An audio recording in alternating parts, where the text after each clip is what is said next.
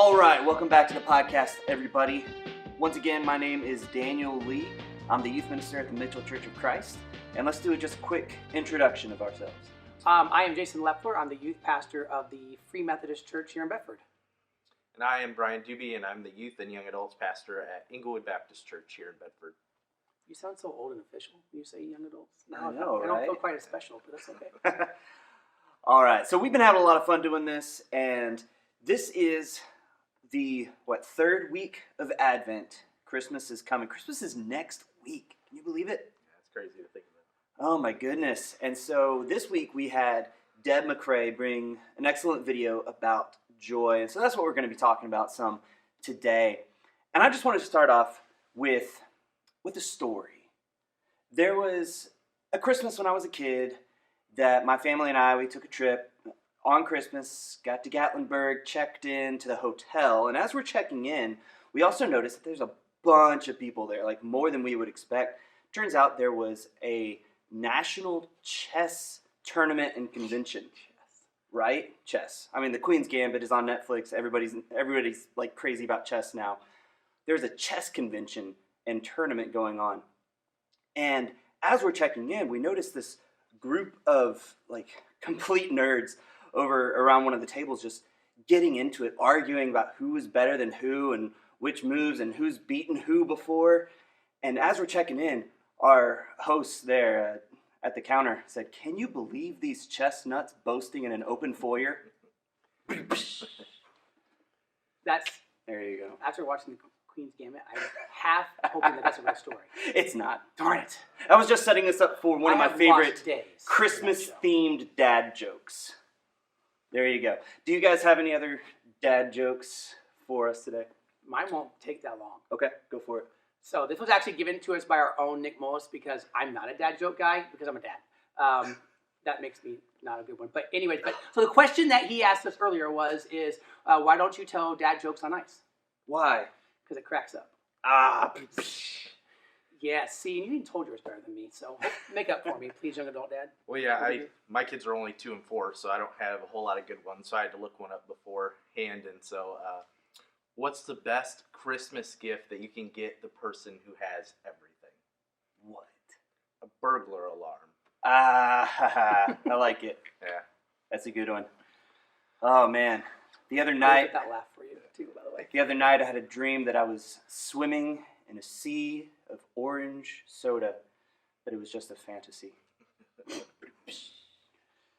Yeah, I love puns. In fact, I submitted several puns to a pun contest, hoping to win. In fact, I submitted 10 entries into this contest, hoping that I could win, but no pun intended. Last one, I promise. Why is it so hard? Why is it so hard to tell puns to a kleptomaniac? Because they always take things literally. That one makes you think a bit. It works on so many different levels. Use a big word. That was Google that, because I know you don't know what that means either. All right. I love dad jokes, especially being a dad. Just the eye roll, the sigh, the moan, like the harder those things hit, the better the joke is. And I don't know, that's one of the small things that brings me joy. You know what else brings me joy this time of year? Christmas movies. Why are you going to say food? Well, food too. Okay. Oh, yeah, the Christmas cookies, right? But Christmas movies. What's your favorite Christmas movie? Maybe one that you go back to year after year, maybe even multiple times a year. What do you think? I think for our family, we always watch It's a Wonderful Life. I watched that before we got married, and now me and my wife, we watch that every year. On Christmas Eve, we make sure to watch that. But this year, it's been fun to watch our kids start to enjoy some of the Christmas movies, and they actually really got into the new Grinch movie. And so it's fun to watch those. And my son Ben every day is like, "We watched the Grinch movie," and I'm like, "Oh, not today, buddy." You have the ability to say no. Yeah. See, my kids are like all into Grinch, and we've been watching Grinch since COVID hit. Yeah. We've watched them both at least 30 times in the last 9 months. It's funny because my 2-year-old thinks that Max is actually the star of the Grinch. Oh, so no. he looks for Max every opportunity throughout that movie. So it's just fun as we grow as a family to see what they enjoy around Christmas and kind of do movies around what they like now too. So Right. Yeah, Grinch would have to be mine now, just for the same reason as my kids. My kids are 4 and 6, and they see it, and they're like Grinch, and it doesn't matter which one it is. They just want to watch the Grinch. In fact, they're kind of really into the what is it, the early 2000s version? But the Jim Carrey live yes, action. and it's hard to find the original version. Can we talk about that too? Like, you have to pay for it, which I think is absolutely stupid. It's only 27 minutes long, and I have to pay to watch it. We own a copy of the original, so all right. So I don't know what you're gonna be giving me for Christmas. Yeah. Oh man, my boys are 10 and 7, so they love the Grinch as well. And honestly, the newer one, I love mostly because of the relationship between Grinch and Max.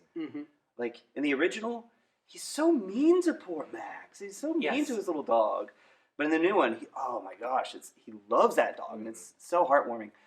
But one of their favorite movies right now is the Home Alone, the 1 and 2. 1 and 2, the original. The originals, yeah. We don't get into 3 or any of the ones that come after, but the originals with Macaulay Culkin. That, oh gosh, they love those movies. And you talk about joy, like another big word for you is Schadenfreude, the German word finding pleasure in other people's pain. Like when it gets to the point where he's, laying all the ambushes and traps for the burglars, they cackle and belly laugh and almost literally roll on the floor laughing every single time, no matter how many times they've watched it before. That's my first movie I watch every year. Yeah. It's great. They're so good. They're so good. I mean, terrible parenting. I'm old enough to know that I grew up with them. Yeah. So I think that's probably it's just like. Yeah. As a child, those were still kind of neat. But another controversial one for me is I love Elf. I don't know. I'm just one of those guys. Controversial about Elf? Well, some people can't stand it. It's very divisive. If you were one of those, like. Please tell me. There's some people that are just not Will Ferrell. I'm not a Will Ferrell fan, but I am an Elf fan. Yeah, but I could watch it once and be done for the season. We're going to stop and have an intercessory moment for you right now. How do you not like the Elf? I personally just love the silliness of it. You need to watch the Netflix thing about how the Elf was made and how it made us. Okay, and maybe it'll change you. I might have to do that. Yes, and if you don't have Netflix, I'll give you mine just to watch that. Okay. So we talk about joy and these things that bring us joy this time of year. A lot of things become traditions, and those traditions bring us comfort, and they bring us joy, and they bring us just happiness, especially when you enter that time where you get to pass those on to your children, and they get to enjoy the same things you did. Take your time with that, though. Yeah. Okay. Take your time. You don't need to do that today. Right. From you. I think that's one of the best things, though, about the Christmas season for us as a family. But let's talk a little bit more in depth about this idea of joy that Deb brought to us in the video earlier this week.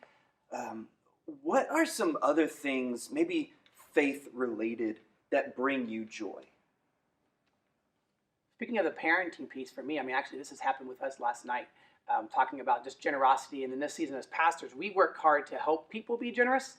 And sometimes the time I get to do it with my family, like I'm already exhausted. Like I was actually rationalizing just the other day, thinking like, wow, man, I've done a lot this year and I haven't spent a penny on it. And last night my daughter goes, are we going to both parents, grandparents for Christmas? And we're like, yeah, of course we are. And she goes, yes, we'll get a lot of presents. And my heart just broke. I'm like, there I am as a parent, writing posts for the church and helping other people be generous. And my daughter only cares about how many gifts she's going to get. Yeah, we're those parents. And so to stop, last night we brought our kids together, we sat them down in front of us, and we said, we're going to be generous this year. Like, here we are, not too far away from Christmas, and I'm just now thinking, we need to do this at home. Like, thinking about the Grinch itself, that the Grinch kind of entered into my home in a way I didn't even realize, with greed and those things. And just to sit down and be a parent and teach about the meaning of Christmas. It's like, last night we breathed and said, no, we're not great parents. I just told you we're not the greatest parents.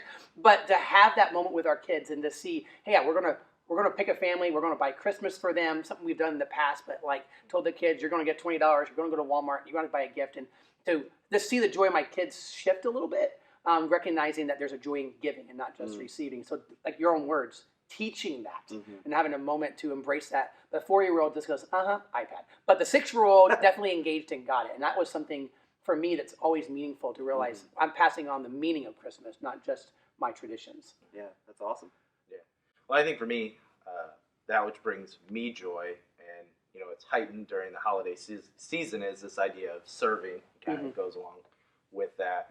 I'm somebody who, I can tell my joy rises and falls on how I serve, and what that looks like, during the different times. And so similar, with little kids, they have a similar mindset in our house. What are we going to get? And so, doing Operation Christmas Child and different things like that this season kind of helps to focus. We encourage that at church. We encourage that with youth and different things. Taking and shifting that focus, that it's not necessarily about us, that we can find joy in serving other people, not necessarily what are we going to get out of this, and so seeing smiles on people's faces in a time, especially now, thinking outside of the box.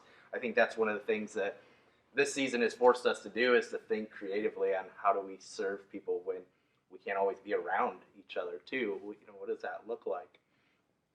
So yeah, it's definitely something that I've had to think about, tweak my views and how I do that during this time. But definitely that focus, during this time, we always think about, oh yeah, I'm going to get a whole lot of joy from the stuff I'm going to get in and around Christmas, but that fades, doesn't, by the next day. I think about when I was a kid, you open all these gifts and you play with them, and then, it kind of fizzles out, it doesn't last. It's not longing, but serving is something that sticks with you. I can think of, the memories of the different things, even back when I was in high school, service trips and opportunities that I've had that still bring me joy to this day and have allowed me to make connections with people that have stood. And so those are things that don't fizzle out. They continue even to this day. So yeah, that's something that, I've been kind of thinking about when thinking about joy during this holiday season. So. Yeah, and science bears that out. I've heard study after study prove and reinforce the idea that serving others, getting outside of ourselves, turning our focus, instead of being inwardly focused to being outwardly focused on others, drastically improves our overall level of happiness and joy and satisfaction with life. There's a great podcast, if you are a podcast listener, called The Happiness Lab, which is all about that. And it's like these biblical truths are just reinforced through what we find through psychology and through the sciences and sociology and everything. So serving is a great way to increase your joy. And I think those are all great points. But man, if we're honest, this year, I mean, I wouldn't think joy would be a word to describe 2020. For most people, it would be more like dumpster fire, Right? But even in the midst of this, if you would, maybe share what is one of the most joyful moments and experiences you've had, even in the midst of this crazy year that has been 2020. Well, I think for me, one of the struggles that has affected the ability to feel joyous is the reality that everything this year has been filtered through an others and self-focus. So like from the very beginning, people are like, why are you doing what you're doing? Or why are you taking the approach you're taking? And that type of thing. It's been, well, if I get it, then I can't do what I normally do. I mean, our jobs and our lives are others focused. But, with people showing up or not showing up, that type of thing has made it more difficult. I mean, we've been virtual one week, we're in person the next. I mean, momentum, everything. It's been stressful. It's not just been in our jobs, it's been at home. And one of the things that's been joyous is even seeing my wife do it. One thing we've done is made an ungodly amount of deliveries. The miles and the hours we've been in the car together, just going and seeing every one of our teenagers, some of you who are watching, just delivering silly things like gummy bears to coffee to ice cream. Now, a couple of them are going to be getting some hot chocolate packets with weird toppings that we are delivering. And my wife said it. This has kind of been one of those things is oftentimes I'm getting out of the car and I'm grabbing things and the kid will come to the door and I don't get to see the face. But my wife has said when I get back in the car, that's why we're doing this. And I'm like, what? She goes, did you see the kid's face? every time she sees the kid's face and I don't. So early on to even the last few days, last week, when I was making some of those deliveries, he's like, saw the kid's face. I'm like, I didn't get to see that joy, but to know that as I've had to wrestle with think about your family, think about your students, think about others, how does that process and that mental of being selfish and being others focused, to know that what we're doing is bringing joy even to my wife. And as pastors, letting the joy of what we do be within our family has been definitely a boost. It reminds me of answering that question as pastors all the time, why we do this, and why we do the Christian thing, why would we sacrifice in this season? That's been probably the biggest thing for me. In this balance of, because it really is every day for me, okay, I got to take care of myself or I can't serve. But also on the other end, don't make decisions that are selfish and based on Jason. Jason's mood, Jason's feelings in the moment, how Jason is reading into things. And hearing and seeing other kids engage, and my wife being a part of that has been, again, it's not even emotional. It's just, yep, that's it. That's why we do this. Awesome. So, Yeah, it's definitely been hard to think about the joyful things as you look back, because you're constantly having to shift and adjust and move with the times and the things that are happening. But one of the things we did early on as a church that was very encouraging and has, I think, allowed us to see the church in action in different ways that we maybe haven't done in the past, because we're always so used to people coming to us, and our interactions are, when we're together, and then we kind of go our separate ways, and until we meet again. And so early on, when everything kind of hit, we kind of divided up the directory and things and said, we're going to call people, each week. We want to check in, touch base with people, see how everybody's doing, make sure everybody's okay. If they need anything, we can help out. We'll do grocery runs, whatever. But after a while, we started to hear about other people in the church calling, sending cards, visiting, on the porch or outside, and to see other people take that up made us go, all right, this is how it's supposed to be. The connections continue even though we have to be apart. We can't gather in the building. Our connections stayed. And, as a pastor, as a leader, that's what you want, right? You want to see others join in and do the work to encourage one another. And so, it was pretty big for me, because I'm not a phone person. I don't like talking on the phone. So it stretched me. Text, and, right? Come yeah. on. It's not enough. Yeah. And so it brought me joy to be able to connect with these folks on the phone who I maybe wouldn't even talk to, because I'm youth and young adults. I don't connect with the seniors or some other folks, throughout the week as much. And so to be able to do that brought me a lot of joy to hear, and then for them to be praying for me, that brings you joy, because, you're sitting there going, all right, we've been praying for you during our staff meetings, we've been praying for you, and for them to say, yeah, we've been praying for you too, like, that brings great joy. And so that was something that I didn't necessarily look forward to at first, because I was like, I'm not a talk on the phone person, what am I even going to talk about? I haven't interacted with these people a whole lot, but by the time I was done, I was like, all right, let's do this, some more. You bring me on, more names, more people, because it was just a lot of fun to connect in a new way that we've kind of pushed aside, It's always been there, but we kind of pushed it aside because we always got together in person, so, or it's easier to text. Please tell me your voicemail says, please text me. No. I have a young adult that literally says, like, thank you for calling me, text me back. So I feel you with the phone call. Yeah. Mine says, leave a message, or better yet, send me a text and I'll get back to you. Yes. So, yes.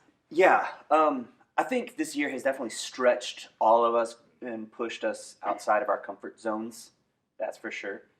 And I think one of the most fascinating experiences, phenomenons, is that stuff has been so bad that it makes the smaller things just that much more special. Just not taking for granted time spent together with family, not taking for granted meeting together as a church anymore, like the little things.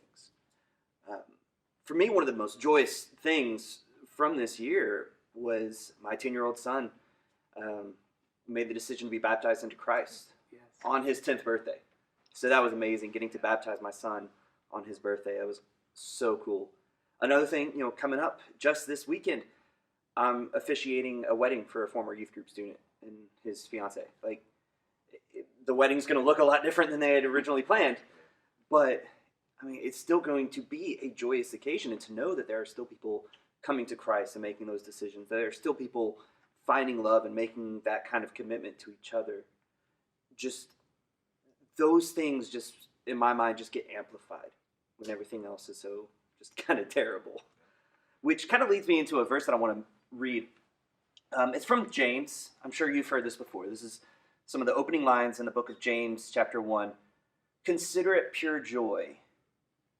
And if you were to fill in the blank afterwards, it'd be like, when you're holding a new baby, or when you're surrounded by puppies, or when there's a snow day from school. What? I'm not dog fans like puppies. Well, kittens, I don't know. Ugh.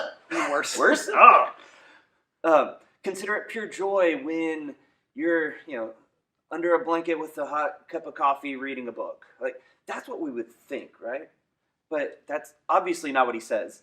Consider it pure joy, my brothers and sisters, when you face trials of many kinds. Because, he goes on to explain, facing those trials makes us stronger. It makes us appreciate life more. It gives us perseverance and wisdom. And this whole idea of joy and sorrow makes me think of the movie Inside Out. Have y'all seen that? Yes. Good movie. I think one of the more underrated Pixar movies, obviously, in my opinion. I've been waiting for a part 2 since we work with teenagers. I know. I mean, come on. That'd be cool. That'd be really cool. Your kids are probably still too young to really appreciate it. Mine are probably just getting there. But this whole idea of joy and sorrow. You've got this joy character who's overly optimistic about everything. And then you've got sorrow who's overly pessimistic about everything. And it's only when they work together that they can find their way home. It just reminds me of that scene where that imaginary character is crying, and candy is coming out. But he's crying, he's sad, and Joy kind of comes in like, hey, cheer up, everything's fine, it's all okay. And it didn't work, it just kind of made things worse. And then Sorrow comes up, puts her arm around him, and says, it's okay to be sad. I know what it's like. And that's what helped. And sometimes, in order to experience joy, we have to go through those seasons of sorrow. And we don't like that, do we? I mean, maybe let's talk for just a moment, maybe as we get close to wrapping up, maybe about a time that you've experienced that sorrow, but experienced joy on the other side of it. Has there been an experience like that, or have you seen that play out in life? I remember probably my scariest season of my life is when I was leaving my first pastorate, and very clearly my wife even approached me about it. She's like, I really feel like God's telling me it's like there's something else. And that was when I was going from senior pastorate and thinking I was going to come to a youth ministry role, and if I felt called to, and everything was lining up. Like, hey, you got, like, God was playing it out there. I just mentioned it to somebody, and everything was just laying out there until all of a sudden the point we should have just been yes, like everything just got pulled out from the rug. Not that it actually was happening. It was just kind of like this, hey, why don't you wait a little bit? We went, like, somebody on the board felt like we should have interviewed so many people, but you're our person. So, like, this is really weird. Senior pastor's telling me I'm hiring you, but on the other end, you need to wait. Like, it was this really weird season. My wife was pregnant with our second child. I was asked to basically put in my resignation at the current position. It was a really just scary, terrifying place. And that fell through in the end. And yet I'm here. Mm-hmm. And so on one end, in the season, in the moment, I cannot tell you that there was joy anywhere. But where I am today and how that shaped me and how that story has been able to be told and used to encourage others, and that don't worry, God is there. And then to lean into verse 5 of James chapter 1, it says, but if you lack wisdom, if you don't know how to have joy in this season, ask God and he will abundantly give to you. And I think that's been one of those for me, as I've cried on the phone with leaders and they told me that, was like, dude, the scariest season has been probably one of the seasons I've used the most to encourage people. And today, it's like I can look back and think, as much as I had a very big struggle finding joy in that, like 2020, the stories we're going to tell. Uphill and a foot of snow 10 miles both ways is not going to feel like much versus 2020. But the stories and the way God is going to shape us and the way we pivoted I think probably for me as the example, like that has now shaped me to look at this season in a completely different way. And it's amazing how I've used that story to help others that I hated it in the moment, but God really shaped me and others through that experience.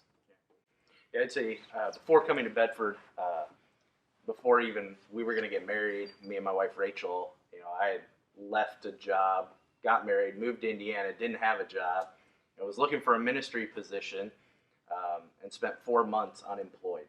And for me, that was the worst 4 months ever looking at it, because I've always been somebody who's worked 1 or 2 jobs, or always worked since middle school, with a under the table, job, just making money, and so, that was really weird. And I had been praying and asking God, all right, you took me to Bible school, you trained me up to go into ministry. That was what I had thought.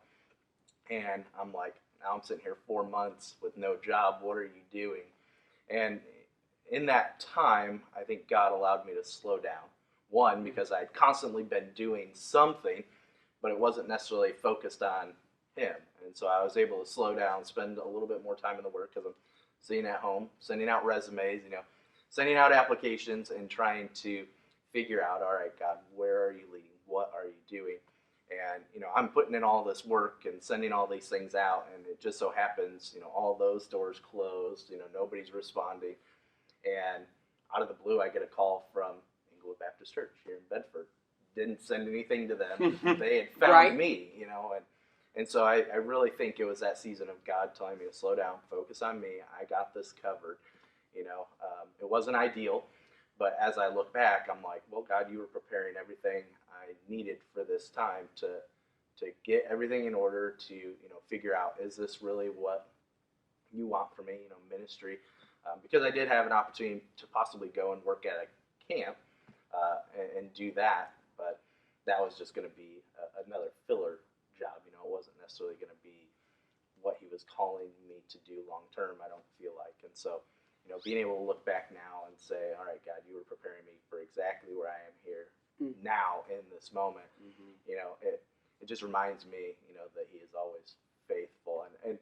And so often, we get depressed, I think, and, in those seasons when we don't have a job, it was really easy to sink into those moments, and we're told, kind of eat your feelings. But we don't see that in Scripture. I mean, you read through the Psalms, and, the different Psalm writers, throughout, you see this back and forth, like, of sorrow, all these times of distress and despair, and then, there's that other side. You come out the other side and rejoice in the Lord. He is our refuge. He is our stronghold. He has everything under control. And so, I always think back to that. And even during this season, 2020 is a throwaway year, but I'm like, no, there's so much we can learn from this. What has He taught you? Where has He brought you? What is He doing? So that we can praise Him going into 2021 and looking forward to what's next. So, For sure. Well, this has been an awesome discussion, guys. I want to close with one last question. All right, for our listeners, our viewers out there, what is one thing you would say to encourage them in finding joy in Christ? To find joy in Christ, what does that look like? How can we go about actually living that and finding that in our own lives, even in the midst of 2020 and into 2021? What would you say for our viewers or listeners? I think for me, it's like the story I had with my kids just last night, is the reality that joy is not without the separation of ourselves, but it's found purely in the presence of others. Jesus, came, and we find out in multiple of the accounts of the Christmas story that we were favored. Humanity, individuals, we were favored by God that He even came here, but the person coming to give the greatest gifts received the first gifts. And before Jesus, besides coming in His own presence, the joyous moment of God coming to earth, making His presence the Emmanuel, God with us, all of that fulfillment happened in a place where Jesus had to receive gifts first. And with the family, and it tells us with Mary in Luke chapter 2 that even Mary was pondering all of these things and storing them up in her heart and what it meant, that as Jesus was giving the greatest gift, He did receive. But He did it in a place with others. And I think for us, oftentimes, in our consumer nature, and especially around Christmas, like my kids, I'm going to receive so much. I might receive this or receive that. We have our lists. There's something we're definitely expecting to get. Jesus found a place in his first Christmas, gave, and joy was found for everybody in the season of someone else gave and someone else received. And say, I think for us, we're going to find joy in your life in the midst of all those sorrows when we find a place where others are receiving because of us. It doesn't mean we're not getting. We find throughout Scripture, there's nothing wrong with us receiving. God, in the beginning, has always given us something. We find that in even 1 Timothy 6, that God gave us these things to enjoy, but we will only find joy in them when we are sharing that with someone else. And that's what we find God. So I think for us, we're going to find joy in every season when we realize that what we have and what we're experiencing is meant to be shared with someone else. It's probably what made COVID the hardest, is that I haven't been able to share it. In fact, I came up with this myself, discovery, is that loneliness, I always thought is not having someone around me. It's not true, because I can name the people that are in my life. I can name my family that I've barely seen. But loneliness really is not being able to share life with somebody. And you're going to find I think probably the most opposite of joy is loneliness. And that is the reality that you're not sharing your life with somebody, sharing your gifts, sharing your talents, just sharing your presence even. And so in this season, find a way to do that. Find a way to share your life with somebody else, because you're going to see it.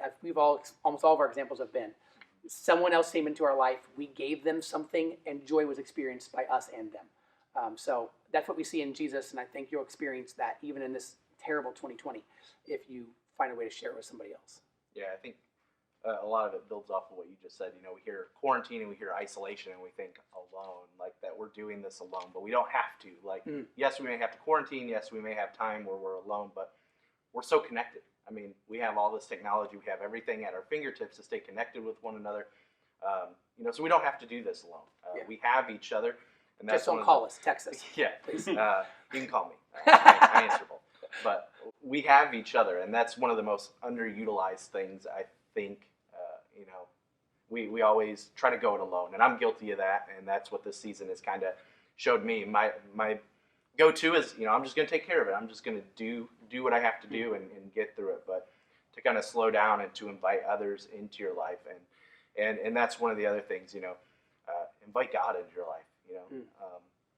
Again, it's one of those things, where if we cry out to Him, He hears us, and that's something that I underutilize too, even as a pastor, because I'm Mr. Fix-It. As a guy, I want to try to go it alone, and I think this season has kind of forced me to take a step back and say, no, I'm right from the beginning, I need to hand this over to God. And so our tendency is to wait until the last minute when we can't handle it anymore. And so can we learn to shift that focus and do that before it gets so far down the road. But again, one of the things that has been helpful is inviting other people into your life, people who can speak into your life, and maybe you be that for somebody else. As you notice people who have to be alone, who have to quarantine or whatever, sending cards, reaching out with a call or a text goes a long way. Do life together in new and exciting ways. I think that's what I think I've learned throughout all of this. Absolutely. Awesome. Well, guys, this was a great discussion. Thank you for watching. Thank you for listening. Feel free to share this with family and friends on your social media feeds. Text this to somebody who maybe needs to hear it. I want to close this out with this last verse that I think kind of sums up a lot of what we've been talking about. This is from Acts chapter 20, verse 35. Paul here quotes Jesus, and he says, "In everything I did, I showed you that by this kind of hard work we must help the weak, remembering the words the Lord Jesus himself said, 'It is more blessed to give than to receive.'" May you continue to find joy this holiday season as we celebrate Christmas together, apart, wherever, in spirit. And as always, I'm Daniel. Jason. I'm Bryan. We'll catch you again next time.